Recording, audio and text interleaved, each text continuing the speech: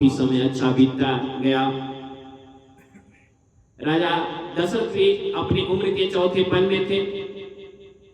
मंत्रियों के सलाह पे वे अब राजगद्दी किसी और को सौंपना चाहते थे।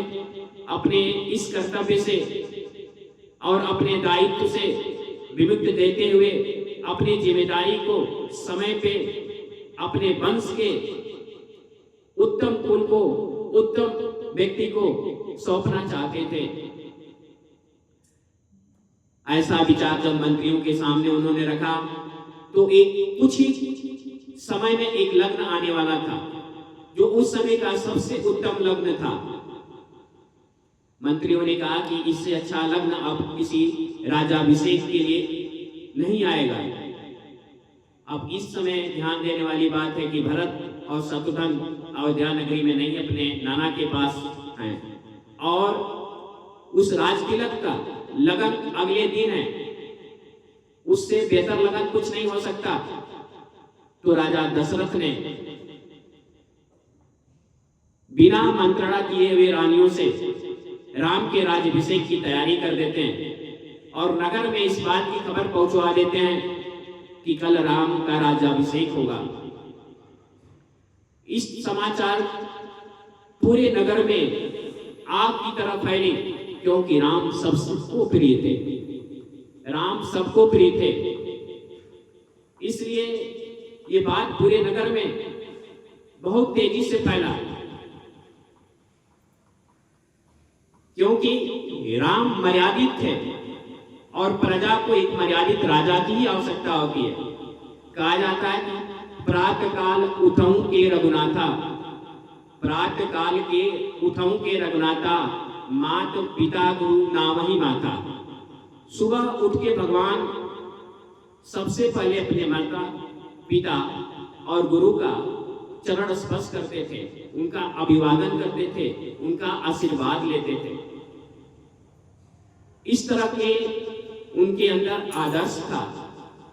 अनुज सखा संग भोजन करही, अनुज सखा संग भोजन करही, मात पिता आज्ञा अनुसरही। अनुज माने छोटे भाई, सखा माने दोस्त के साथ वो भोजन करते थे और माता पिता की जिस तरह की आज्ञा थी, जिस तरह का उनकी अनुमति थी, उस आज्ञा और अनुमति के अनुसार ही वो अपने दिनचर्या को करते थे।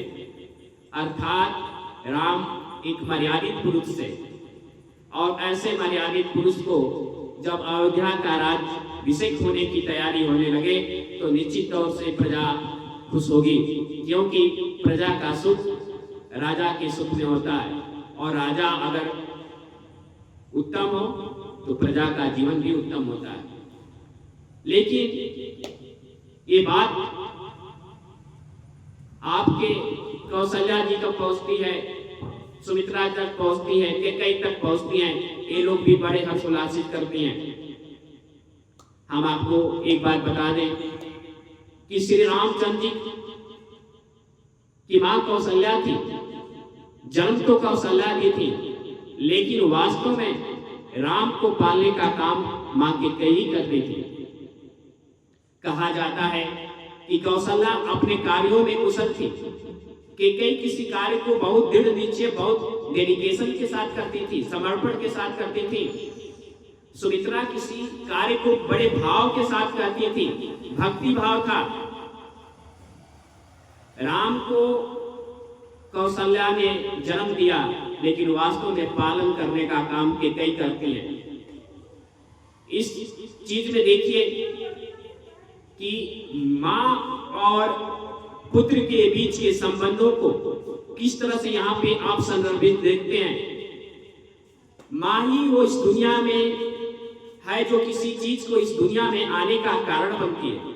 अर्थात मां पुत्र संतान हो या न हो, इसका कारण बनती है और कारण बनने के कारण मां अपने संतान को अपने गर्भ में धारण करती है।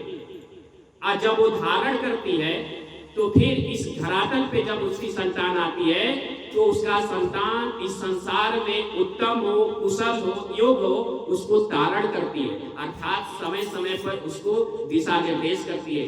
कभी पुकारती है, कभी दुलारती है, कभी मारती है, कभी उसको सही दिशा दिखाती है। अर्थात